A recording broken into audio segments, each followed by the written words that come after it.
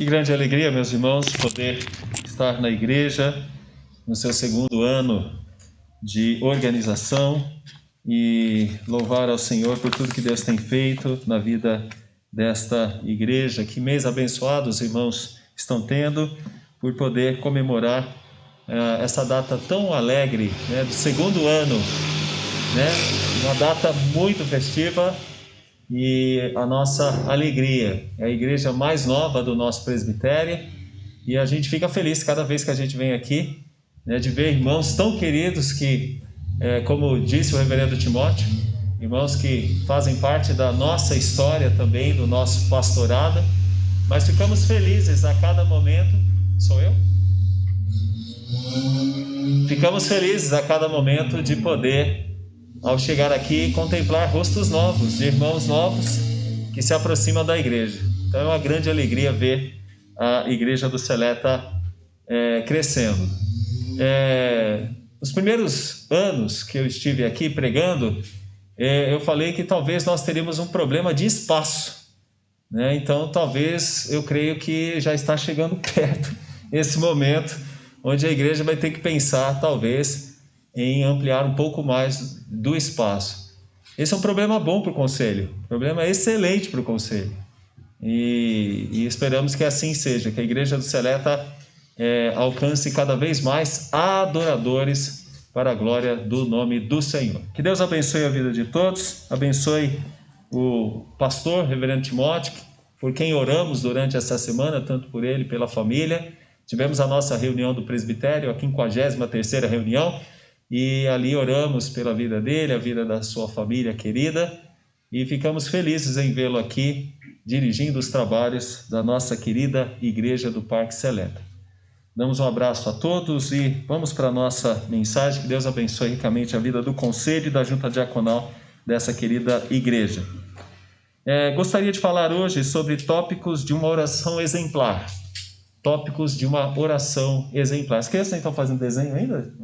Então, que vocês possam fazer um desenho que eu não fiquei pensando em como fazer. Então, faça um desenho sobre oração. Alguma coisa que lembre oração, uma pessoa orando, coisas desse tipo, tá bom? Na igreja.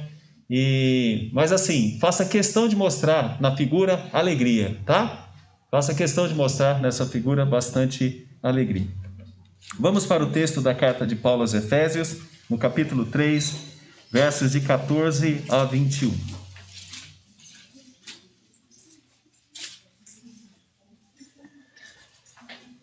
Carta de Paulo aos Efésios, no capítulo 3, versos de 14 a 21.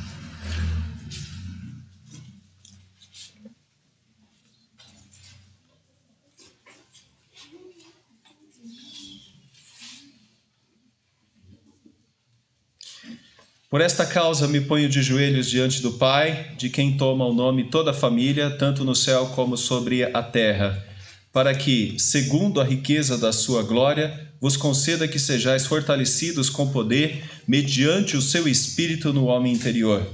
E assim habite Cristo no vosso coração, pela fé, estando vós arraigados e alicerçados em amor, a fim de poderdes compreender com todos os santos qual é a largura e o comprimento e a altura e a profundidade, e conhecer o amor de Cristo que excede todo entendimento, para que sejais tomados de toda a plenitude de Deus. Ora, aquele que é poderoso para fazer infinitamente mais de tudo quanto pedimos ou pensamos, conforme o seu poder que opera em nós, a ele seja glória, na igreja em Cristo Jesus, por todas as gerações, para todos sempre. Amém. Obrigado, Senhor. Nós te agradecemos pela existência desta igreja, do seu conselho, da sua junta diaconal, de cada sociedade interna, daqueles que atuam, ó Pai, no cântico, no louvor, no coral, daqueles, ó Deus, que se envolvem, ó Deus, com as lições da escola dominical. Te agradecemos, ó Deus, pela existência desta igreja, dos grupos de oração, de tudo, ó Pai, que ela tem produzido, tanto como congregação e agora, ó Pai, no seu segundo ano de organização. Nós te agradecemos porque a tua palavra tem sido pregada com fidelidade deste púlpito e tem feito, ó Pai, a diferença no coração dos crentes, dos teus servos. E nós pedimos, ó Pai, que mais uma vez isso aconteça, pela mediação do Teu Santo Espírito sobre nós, para que a Tua palavra, ó Pai, encontre guarida nos corações, sendo assim, ó Pai, motivo de transformação e de uma ação que glorifique o Teu nome no nosso culto diário. É a nossa oração, clamamos em nome do Teu santo e amado Filho Jesus. Amém, Senhor. Meus irmãos, o século XIX foi um século extremamente complicado. Foi o início de uma derrocada moral. O iluminismo estava com muita força, tomando conta da primeira década e da segunda década. Junto a isso, tivemos o desenvolvimento da indústria e tivemos uma coisa chamada Revolução Industrial. Muitas pessoas saíram do interior e foram para os grandes centros. E teve um grande número populacional nesses grandes centros, causando uma derrocada na sociedade em termos morais. Nunca as prisões ficaram tão cheias, nunca houve tanto divórcio. Em curto prazo de tempo, muitas famílias estavam fragmentadas, os pais abandonando as suas esposas, as mulheres cuidando muitas vezes de 3, 4 filhos sem condições nenhuma, muitas seguindo o caminho da prostituição. E houve uma derrocada forte, moral, não somente na Europa, isso atingiu também a América. E houve um processo de reestruturação maravilhoso espiritualmente, chamado de reavivamento. E isso porque o iluminismo tirou a ideia de que Deus era o centro e colocou o homem como centro. Quando nós falamos de antropocentrismo, olhe para o século XIX e você verificará que boa parte dos filósofos dessa época são contrários a Deus. Alguns falam de Deus de uma maneira mística, como Hegel. Outros falam de uma maneira totalmente confusa. E outros já dizem que ele não existe mais. Temos um momento tão triste. E se não há Deus, não há absolutos. E se não há absolutos, as pessoas fazem o que querem de suas vidas. E foi isso que aconteceu no século XIX. Mas Deus poderosamente mandou os reavivamentos. Eles aconteceram na década de 20, na década de 30 e quase na década de 50. Avivamentos que mudaram a história do contexto das igrejas, que estavam vazias e começaram a se encher. As igrejas começaram a ter muitos e muitas pessoas fazendo obras sociais. Aqueles órfãos que ficavam pelas ruas, muitas vezes roubando ou pegando torrões de carvão para ganhar vida, começaram a ser recebidos nas igrejas por uma coisa chamada escola dominical. A escola dominical foi uma grande bênção para trazer crianças da rua para dentro da igreja. Leiam depois sobre escola dominical e vocês vão perceber o quanto é importante participar. Alguns falham muito em não participar da escola dominical. E fora isso, a pregação de homens como Wesley, Whitefield e outros como Jonathan Edwards, que falavam sobre pecadores na mão de um Deus irado, fazia com que os crentes tremessem e voltassem para as igrejas correndo. Houve um avivamento muito bonito. E esse avivamento, ele fortaleceu a igreja e fortaleceu 2 grandes países, a Inglaterra e também os Estados Unidos. Nos Estados Unidos isso foi muito importante, porque logo depois eles entraram numa guerra, chamada Guerra da Secessão. Nessa guerra, grandes problemas e muitas mortes, mas muitos que morreram nessa guerra, morreram com Cristo no coração. Então, o avivamento foi uma preparação para que os corações estivessem prontos para a morte. Olha que interessante, avivados para morrer. Então, meus irmãos, este avivamento e estes avivamentos são extremamente necessários. E sabe como eles começam? Não com grandes congressos, não com grandes pregadores, não com grandes referências, com muito barulho. Eles acontecem com oração. Oração, num quarto. Um homem com o joelho dobrado no chão, uma mulher com o joelho dobrado no chão. Pode começar uma grande obra e uma grande bênção pode surgir no meio de um povo. Então, a igreja, ela tem que estar ciente disso. Porque nós não somos diferentes da década de 10 e de 20 do século XIX. Nós somos iguais e podemos passar por uma coisa chamada esfriamento espiritual. E aqueles crentes que até então começaram tão bem a carreira espiritual, passam a se sentir fracos e frios na fé, de uma maneira tão comum que muitas vezes eles não congregam mais, não leem mais a palavra de Deus e não oram mais. E sabe o que acontece com crentes assim? Eles começam a viver mundanamente, tal como as pessoas no mundo vivem. Então, meus irmãos, o que Paulo está fazendo aqui é muito importante, porque ele está ressaltando coisas maravilhosas. Se você percebeu o que ele falou no capítulo 1, é maravilhoso. Ele está falando da graça, e falando como a graça atingiu quem não era digno dela, porque não há ninguém na face da terra que seja digno da graça. Ela foi dada a quem não merecia, os crentes. Ele fala sobre a importância de entender que esses que receberam estavam mortos nos seus delitos e pecados. Então, nos primeiros capítulos, como faz Paulo, ele reverencia a doutrina teológica de Deus. E para os Efésios tinha um sabor especial. Sabe por quê? Eles não eram judeus, eram gentios.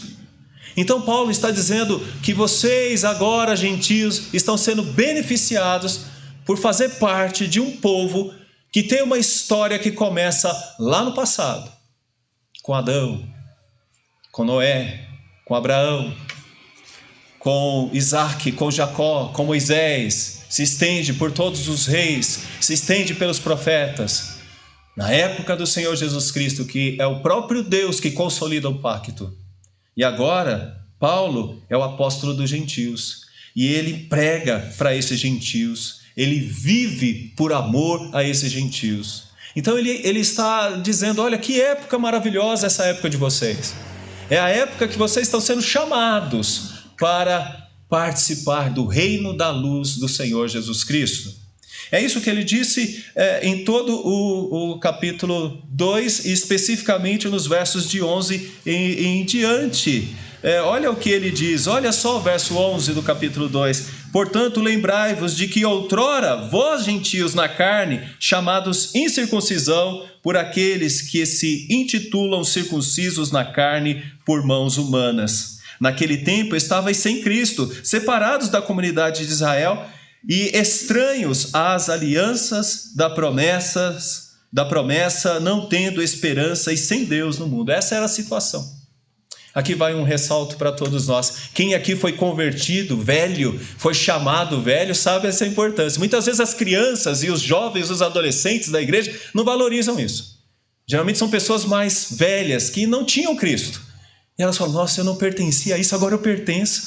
Eu vivia nas drogas, ou eu vivia no álcool, eu vivia com busca por outras coisas, agora eu entendo. E eu sei que o melhor lugar para estar é no meio do povo de Deus.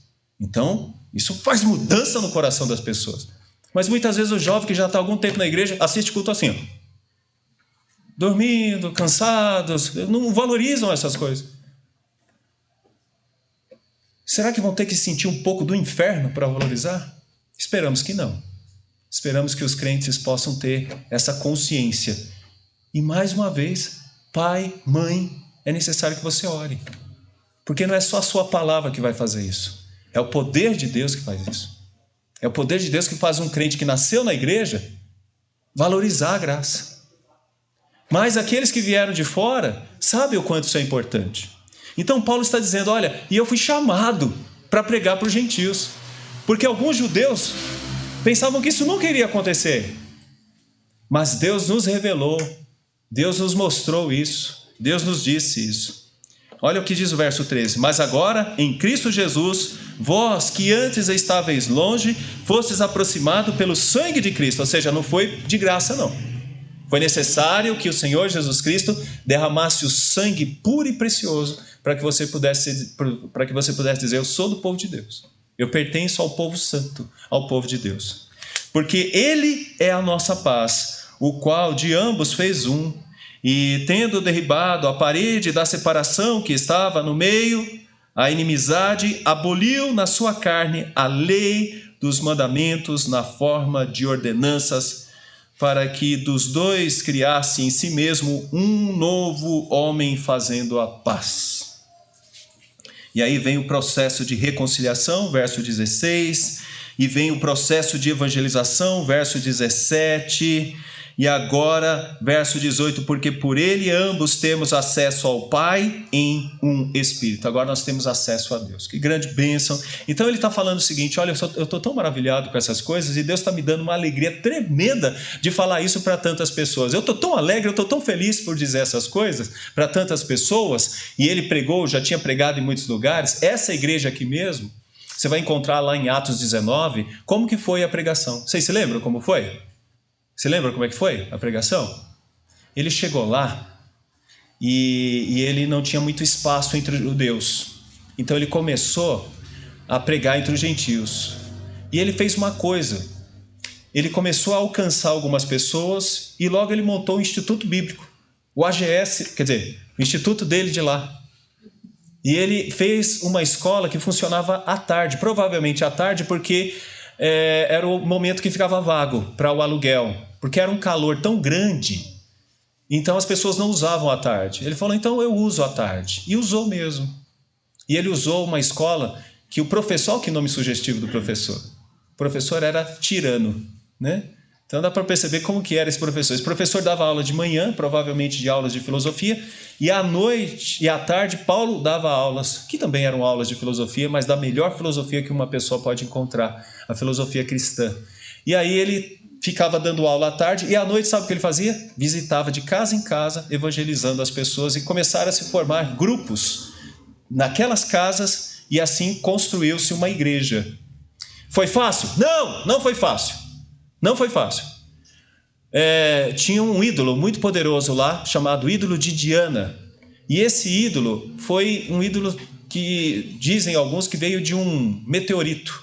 Então provavelmente algumas pessoas achavam que era um próprio ídolo vindo de Zeus, que caiu ali, e eles adoravam esse ídolo chamado Diana dos Efésios. E Paulo enfrentou problemas com aquilo, porque conforme ele evangelizava, as pessoas deixavam de comprar as imagens de Diana. Então foram contra ele, teve briga, teve um monte de coisa, grandes dificuldades. Na carta aos Coríntios, se você pegar a carta aos Coríntios, ele vai dizer no capítulo 16 da primeira carta que ele queria visitar os Coríntios, mas ele não podia visitar porque ele estava enfrentando grandes problemas em Éfeso. E a gente sabe quais são esses problemas, por causa da perseguição. Bom, Paulo pregou em muitos lugares. Nós vamos encontrar Paulo de novo no capítulo 20 falando com os Efésios. Sabe como ele fez isso? Ele chama os Efésios numa praia próxima à igreja de Éfeso, porque ele não tem como subir até Éfeso.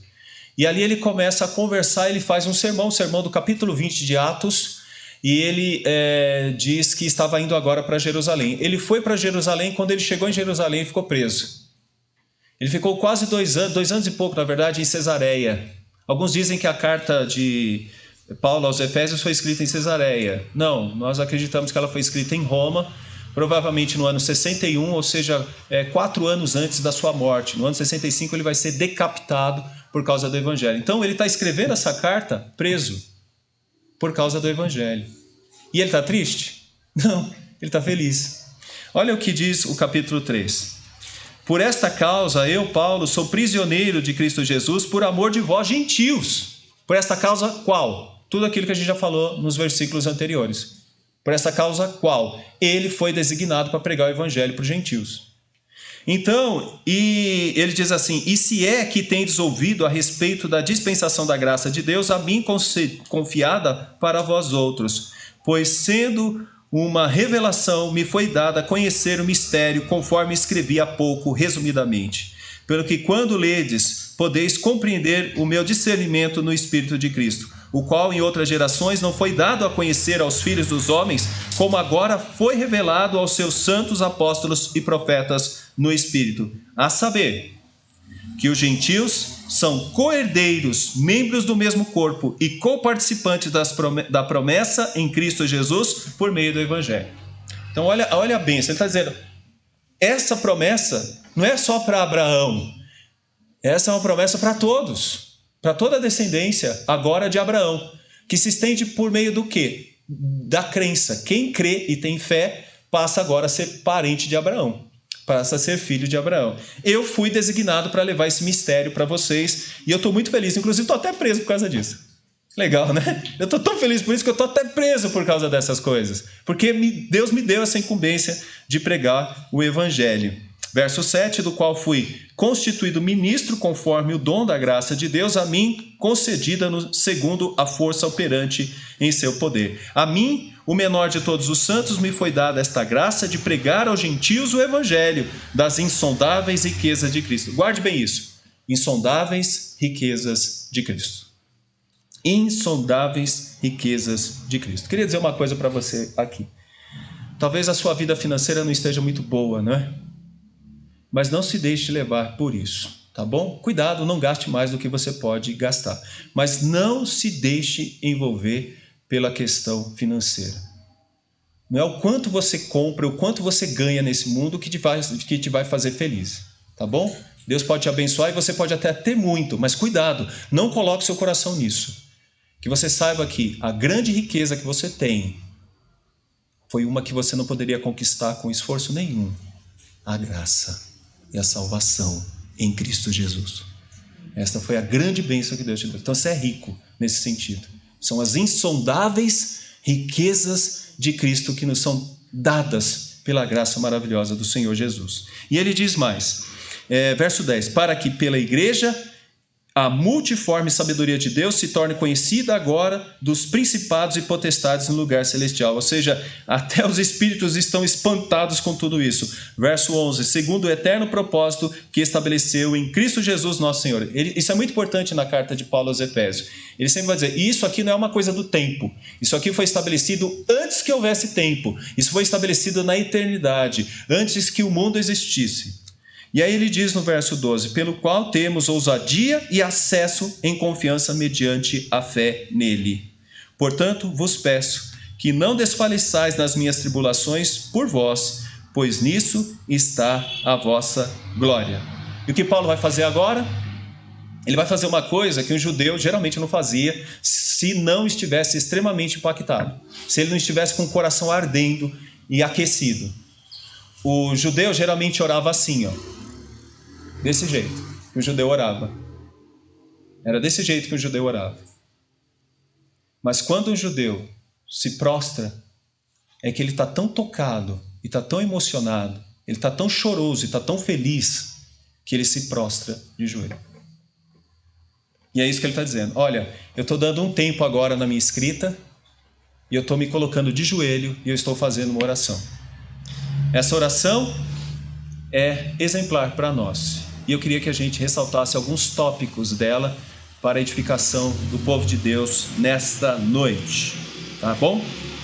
Então, ele vai dizer algumas coisas na sua oração e eu queria que você entendesse isso. Eu vou tentar ressaltar cada um dos tópicos resumidamente. Então, se você está anotando, tem vários tópicos, tá bom? Então, faça questão de pegar cada um dele e coloca assim um pontinho, porque isso vai te ajudar. Isso é uma das boas formas de você sair daqui com o sermão na mente e também, quando você tiver de relembrar, você lê lá nos seus registros, tá bom? Então, vamos lá. Primeiro tópico que ele coloca é que ele se coloca de joelho, como eu disse, diante do Pai. Então essa é uma questão muito importante, né? Nós temos um dos principais privilégios, o principal privilégio que você tem que notar aí, é que quando você ora, você está diante do Pai. Você não está diante de um chefe, você não está diante de um carrasco, você não está diante de uma pessoa má, você está diante do seu Pai, você está diante do Pai eterno. Então é muito importante saber que uma das grandes bênçãos é a oportunidade de se colocar diante do Pai. Me estranha se alguém não ora. Me estranha se alguém tem preguiça de orar. Me estranha se alguém não tem forças para orar de alguma maneira. Porque algumas vezes a gente se encontra assim, eu não sei nem o que dizer para Deus. Então só digo uma coisa, Pai, me ajuda. Mas se coloca diante do Pai. Olha, eu estou tão sem força que eu não sei nem o que pedir. Então digo uma coisa, Pai, me ajuda. Pai, eu estou diante da Tua presença. Pai! Essa é uma das coisas importantes que a igreja precisa ter consciência. Sabe por quê? As mudanças não acontecem na ação. As mudanças acontecem geralmente no momento de oração. Muitas vezes a gente pensa que tem que agir, aí depois a gente ora. Não, é orar e buscar a presença de Deus. Me coloco diante da presença do Pai. Eu queria que você entendesse a importância desse grande privilégio. Nós chamamos isso em teologia de meio de graça. O que é o meio de graça? É a forma como Deus escolheu para te abençoar. Então, anota isso. É a forma como Deus escolheu para te abençoar. Fazer com que você dobre os joelhos e ore para Ele. Essa é uma das formas da igreja se desenvolver, da igreja se fortalecer, da igreja se reavivar. Agora vem o outro ponto. De quem toma o nome? Toda a família. Quem toma o nome? Deus.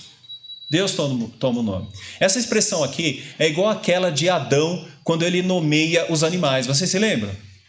Isso significa que Adão é o vice-regente, ele que controla, e é ele que domina. E é isso que acontece. O homem realmente é o ser racional que controla a criação nesse sentido. Mas aqui, no texto, o que fica evidente é que agora nós temos o nome de Deus. Não é isso que acontece? Deixa eu pegar aqui quem é casado, eu não vou saber o nome, mas vamos lá. Eu lembrava do Francisco, sobrenome Francisco? Blumer, obrigado, Blumer. Então, a Rebeca é Blumer. Significa que a Rebeca é da família do Francisco. Blumer. E quando você adota uma criança, essa criança pega o seu nome. Significa agora ela é da sua família. Sabe o que Paulo está dizendo aqui? Que você pode orar para Deus que é Pai, porque agora você participa da família dele, você leva o nome de Deus. Então agora nós temos o nome de Deus conosco. E podemos carregar esse nome conosco. Isso tem dois lados, lado positivo e lado negativo. Qual é o lado negativo? Quando você erra, é o nome de Deus que vai para a lama. Quando você dá um calote, é o nome de Deus que vai para a lama. Quando você resolve fazer um serviço, o serviço é mal feito, é o nome de Deus que vai para a lama. Mas quando você pega o nome de Deus e faz algo bem feito, o nome de Deus é exaltado. Esse é o terceiro mandamento. Mas aqui a gente vê o Paulo dizendo o seguinte: olha, agora nós podemos buscar o Pai em oração, porque nós somos da família do Pai. Sabe por quê? Porque Ele nos nomeou da sua família. Ele nos colocou o nome com relação à sua família. E olha que beleza isso, tanto no céu como sobre a terra. Ou seja, nós fazemos parte da família de Deus, do céu e da terra. Nós temos dupla cidadania. Nós estamos na terra, mas estamos também conectados com a família no céu.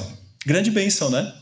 Você já se viu assim? Né? Eu pertenço a uma família muito maior do que a minha família. Eu pertenço à família de Deus. Então isso é muito interessante. Ele está orando para que de joelhos, né, eles possam reconhecer isso. Agora olha o verso 16. Para que, segundo a riqueza da sua glória, vos conceda que sejais fortalecidos com poder. Com o poder. Então deixa eu trazer aqui o ponto que ele está querendo dizer para a gente. Você não vai conseguir passar pelas lutas desse mundo se você não for fortalecido. Então Paulo está dizendo o seguinte: olha, vocês foram chamados para fazer parte da família de Deus, mas agora eu estou me colocando de joelhos e pedindo a Deus que vocês sejam fortalecidos. E por que Ele quer que os crentes sejam fortalecidos? Porque nós temos uma tendência danada a cair. Nós temos uma tendência terrível a enfraquecer. Então nós precisamos de oração, e aqui no contexto do grego é muito importante isso, que a gente seja constantemente fortalecidos. A gente precisa disso. É uma das orações que eu mais gosto de pedir para mim: Senhor, me dê forças. Senhor, eu preciso de forças. Nós precisamos de forças para continuar a nossa carreira cristã. Olha porque essa oração é tão exemplar.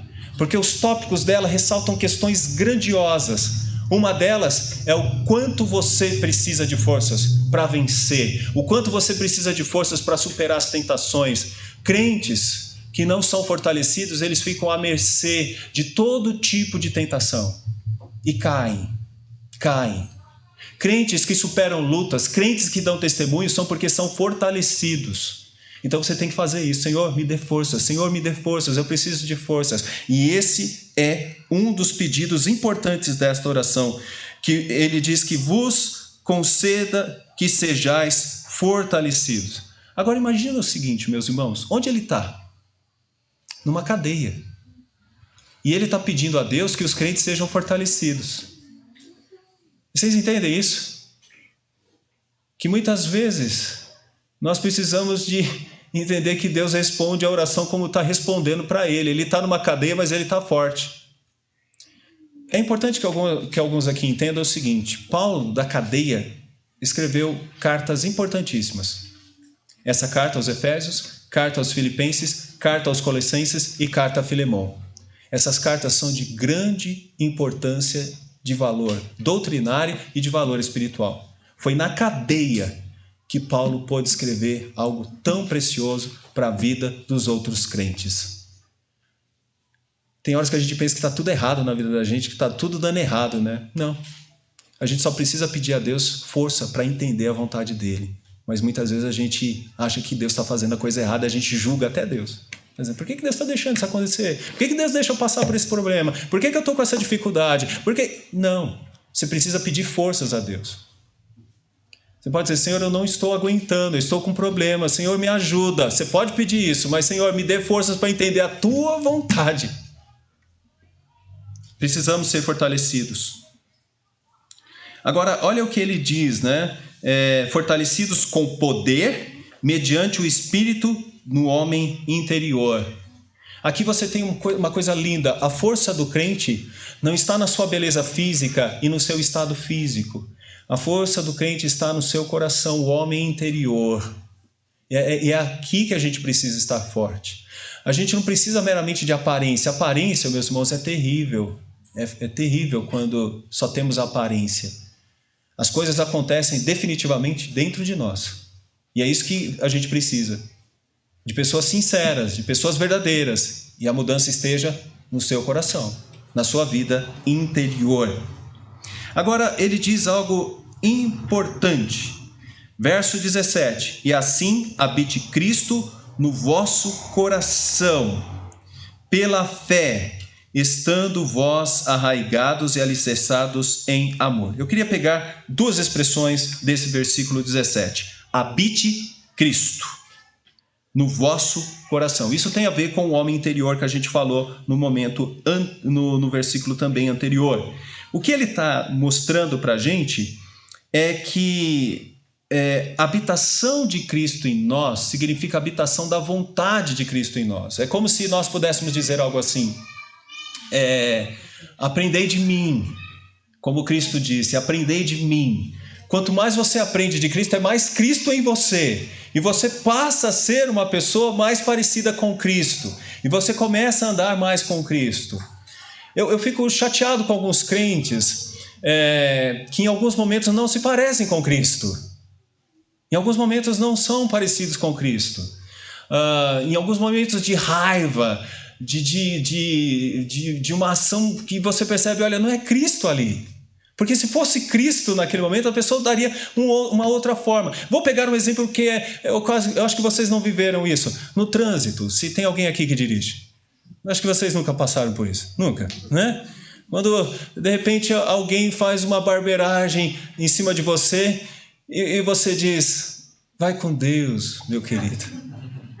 Não é isso que você fala? Imagine o que Cristo falaria. Mas você, naquele momento, diz assim, não sou Cristo.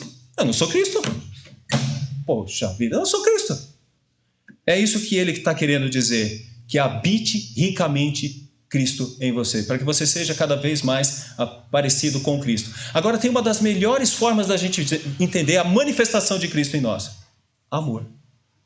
É o que ele coloca. Ele vai colocar duas vezes, mas eu vou falar só da primeira.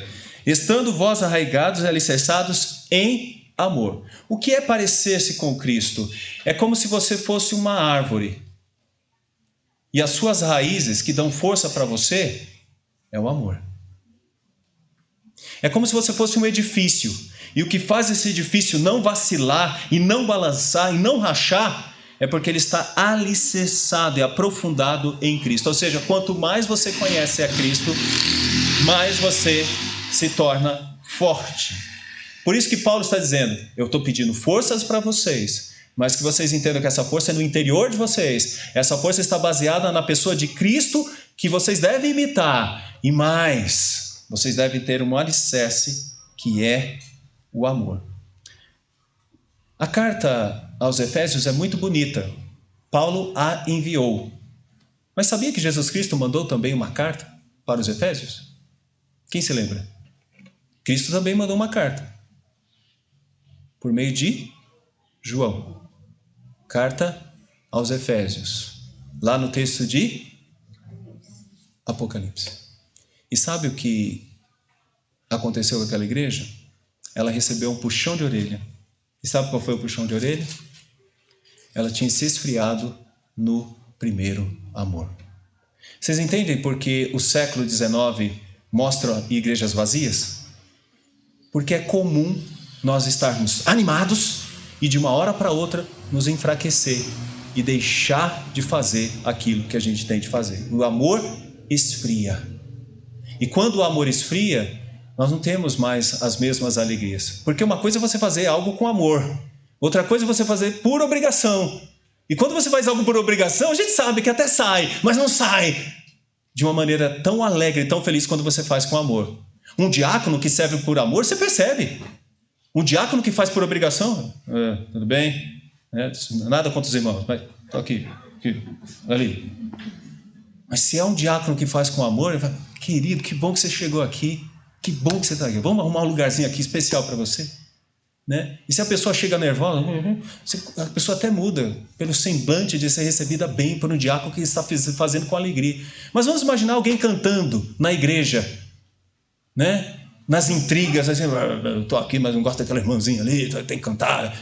Não tem. Faz, mas não tem. Não tem. Não é algo que Deus aceita. Essa alegria, esse fortalecimento que Paulo está pedindo se manifesta em amor. Em verdadeiro amor. Nada de fingimento, mas um verdadeiro amor. E veja bem, essa igreja vai receber uma reprimenda lá na frente. Nós estamos falando da década de 90 quase. Ela vai receber uma reprimenda lá na frente por não ter mais amor. Então isso é um outro ponto aqui da oração. Então nós estamos vendo aqui uma série de tópicos dessa oração. Vamos para mais um detalhe. Verso 18. A fim de poderes compreender com todos os santos qual é a largura, o comprimento, a altura e a profundidade. Do quê? Do que será isso? Do que será isso? Vocês entenderam por que meu sermão está delongando um pouquinho? Porque eu tive que falar com vocês a respeito do capítulo 2, do capítulo 1, e eu tive que mostrar para vocês que uma das coisas que faz Paulo ajoelhar-se e se prostrar diante de Deus é que aqueles crentes estavam sendo extremamente abençoados com a graça de Deus. Então ele está dizendo o seguinte, olha, que vocês valorizem tanto o que está acontecendo no meio de vocês, porque vocês têm que entender que isso é tudo muito grande. Olha o que ele diz no verso 18, a fim de poderdes compreender, como todos os santos, qual é a largura, o comprimento e a altura, e veja bem, meus irmãos, e a profundidade. O que ele está querendo dizer? Ele está pegando medidas e está dizendo assim para a gente, vocês entendem a grandiosidade das coisas? Eu não sei se você está passando por algum tipo de problema difícil na sua vida, que é algo que está te tirando o sossego, muitas vezes, e para alguns até o sono. Mas eu queria que você entendesse que isso não é nada, isso é muito pequeno, com relação à grande bênção que Deus te deu da salvação. E é isso que ele está dizendo aqui, que está ressaltado nos capítulos 1 e capítulo 2. Você é um salvo em Cristo Jesus, você tem comunhão na família de Deus, você tem agora comunhão com o próprio Deus. Você vai ter uma coisa que muitas vezes as pessoas que têm tantas alegrias desse mundo não têm, a vida eterna, que significa felicidade eterna. Isso é pouco?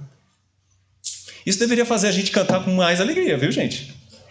Deveria fazer a gente explodir de alegria no cantar. E deveria fazer com que a gente fizesse as coisas de Deus com alegria. E fosse para a semana, não pesarosos e tristes. Que porcaria de emprego que eu tenho. Que vida que eu tenho. Olha a família que eu tenho. Oh, meu Deus. Oh, minha vida. Oh, céus. Oh, azar. Não! Se você entendesse a profundidade, a largura, a altura das coisas de Deus sobre você, você entenderia como eu sou abençoado. Como eu sou abençoado. Quantos da tua família acham ridículo o que você está fazendo aqui agora? Quantos que no mundo acham você é crente? Você é daquele povo crente lá? Você dá dinheiro para o pastor? Você é bobo? É isso que as pessoas falam. Elas não conseguem entender a riqueza disso.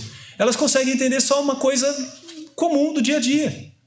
Ali está um bando de pessoas que são bitolados. Meus irmãos, você tem que entender a grande preciosidade de fazer parte desse grande projeto divino da eternidade. Olha só, não é uma coisa que começou ali com o presidente, não. É uma coisa da eternidade. Paulo começa a dizer isso logo no primeiro capítulo. E ele está colocando para a gente isso e dizendo o seguinte, olha, que vocês possam realmente estar fortes, que vocês possam entender que fazem parte da família de Deus, que vocês possam entender a importância de Cristo habitar em vocês e que vocês entendam que vocês estão diante de algo tão poderoso. Quanto somos abençoados.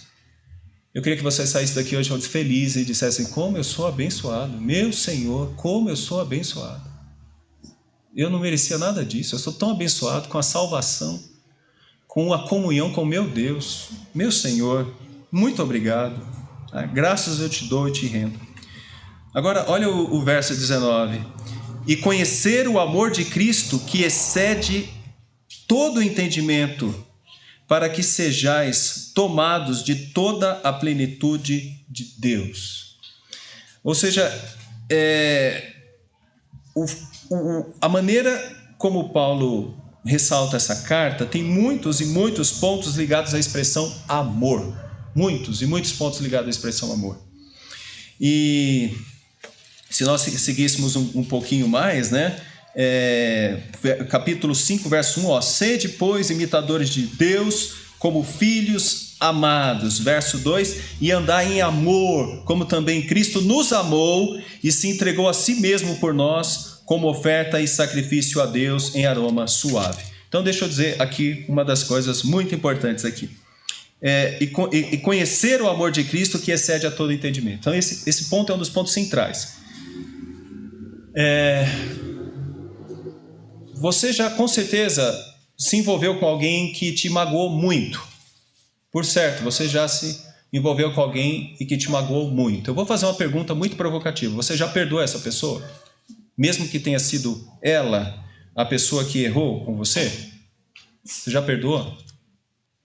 Ou você ainda não resolveu esse problema? Se você não resolveu esse problema, eu vou pedir a Deus que te abençoe para que você tenha forças para resolvê-lo. Porque uma das principais formas de se entender a Cristo e o amor de Cristo é que nós fomos tão grandemente perdoados nele, e será que a gente não tem força de perdoar outras pessoas que, comparando com o que fizemos com Cristo, essa pessoa não fez nada com relação a nós? É isso que ele está querendo dizer aqui. Nós somos muito, meus irmãos, tentados a amargar, sabe? A ficar com coisas dentro do coração sem perdoar.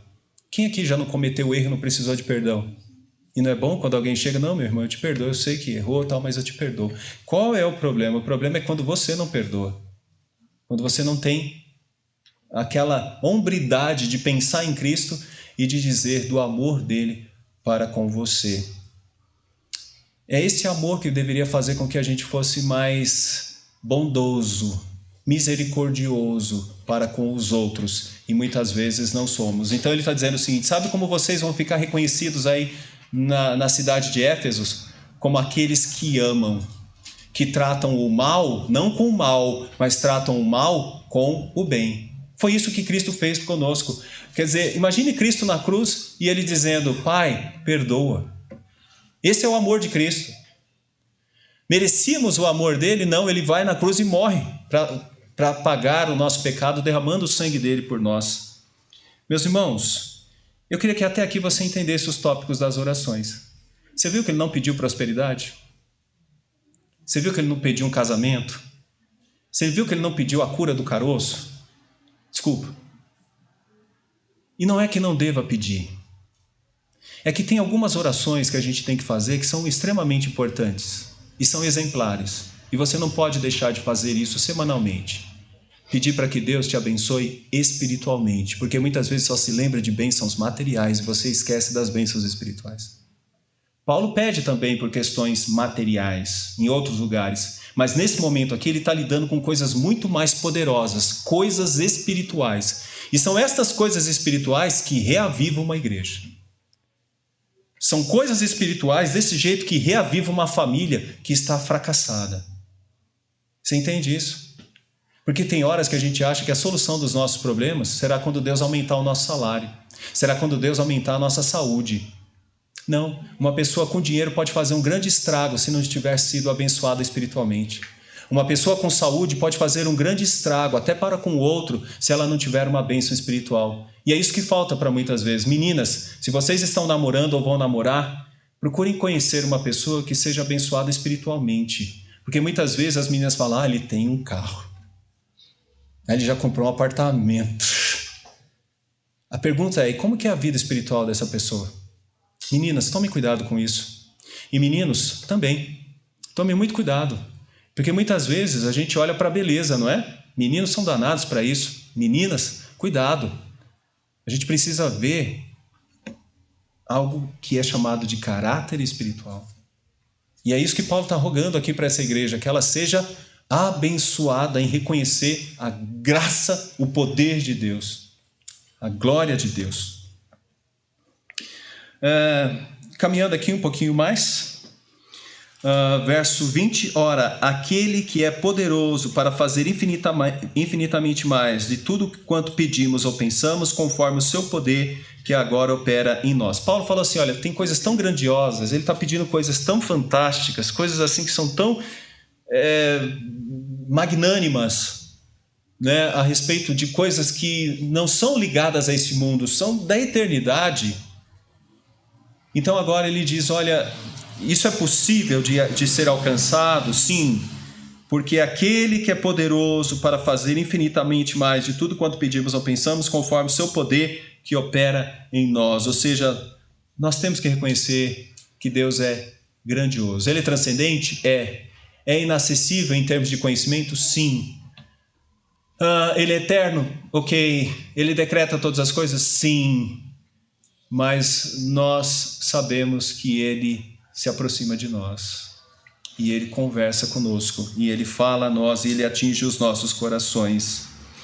Então, Ele diz, mais do que tudo quanto pedimos ou pensamos, conforme o seu poder que opera em nós. Então, ele vai dizer, esse Deus é poderoso para nos fazer compreender coisas que saem da razão humana e transcendem. E aí o verso 21, a ele seja glória na igreja, em Cristo Jesus, por todas as gerações, para todos sempre. Amém. Eu queria pegar só mais um tópico, tá? E eu vou dizer por quê. Porque essa igreja completa 2 anos. E eu vejo muita gente jovem aqui. Mas uma coisa que a gente tem que pedir é a seguinte: que a próxima geração seja mais firme e mais crente que a geração atual. Sabe por quê?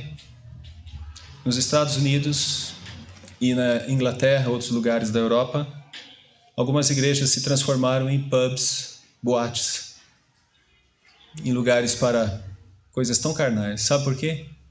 A próxima geração não continuou o trabalho da geração anterior. Então ele coloca uma coisa aqui que eu acho extremamente importante, no verso 21. A ele seja a glória na igreja, em Cristo Jesus, por todas as gerações, para todos sempre. A gente precisa realmente pedir para que Deus abençoe a próxima geração. Precisamos realmente. Tem uma geração de presbíteros aqui, são tão novos os presbíteros aqui. A gente prega com igreja mais velha, dá até mais sentido. Mas aqui são tão novos. Mas eu queria que vocês entendessem uma coisa assim, extremamente importante. São os filhos de vocês que vão continuar essa história se Cristo não voltar antes. Então, um tópico importante nas suas orações: que suas filhas, seus filhos, sejam mais crentes que vocês. Sejam mais cheios de Deus e do Senhor Jesus Cristo do que vocês. Você fala, mas reverendo, vou pedir para que seja mais do que eu? Sim, porque Deus é infinitamente poderoso para fazer muito mais do que você está pedindo e pensando. Quem sabe nós estamos diante aqui de homens que vão abençoar tanto essa região, de mulheres que vão fazer tanta coisa boa, e não simplesmente só fazer coisas triviais, mas talvez fazer coisas tão grandes, tão grandiosas, que nós vamos ver um grande reavivamento acontecendo em toda essa região. E a bênção pode estar começando através da sua oração. Da sua oração. Sabia que muitos pastores que estão exercendo pastorado, a mãe orou por essa criança no ventre materno? E talvez você já foi tão abençoado por alguns pastores, e nós podemos ressaltar aqui o reverendo Alceu, né, Timóteo? Porque o reverendo Alceu, a mãe dele orou para que Deus o abençoasse no ventre materno. O reverendo Alceu dirigiu trabalhos no Brasil inteiro, de mocidade, de homens que estão hoje aí com seus tataranetos, que foram alcançados nos congressos realizados pelo reverendo Alceu. Então eu queria que você entendesse que um dos tópicos importantes numa oração exemplar como essa de Paulo é que você possa pensar numa próxima geração. Porque se nós olharmos para a qualidade de algumas pessoas, até mesmo dentro da igreja, a gente fica com medo do futuro da igreja. Mas nós não olhamos para as pessoas, nós olhamos para aquele que é poderoso para fazer muito mais do que pedimos ou pensamos. Bom, deixa eu dizer uma coisa importantíssima. Nós aqui no Brasil fomos muito abençoados com o reavivamento. Porque uma das pessoas que foi atingida pelo reavivamento foi um homem chamado Ashbel Green Simonton. E ele veio para o Brasil. Morreu novinho aqui no Brasil. E ele foi uma grande bênção para todos nós. Ele foi fruto dos reavivamentos. Então, nós vamos terminar essa minha palavra orando, todos nós falando a mesma frase. Senhor, fortalece-nos, fortalece a tua igreja. Vamos lá? Senhor, fortalece-nos, fortalece a tua igreja. E por certo, pela boa mão de Deus e pelo poder de Deus, o terceiro ano dessa igreja, pela graça dele, pela misericórdia dele, será cada vez mais alegre, mais feliz e com muito mais crentes aqui para dizer aleluia, louvado seja o nome do Senhor.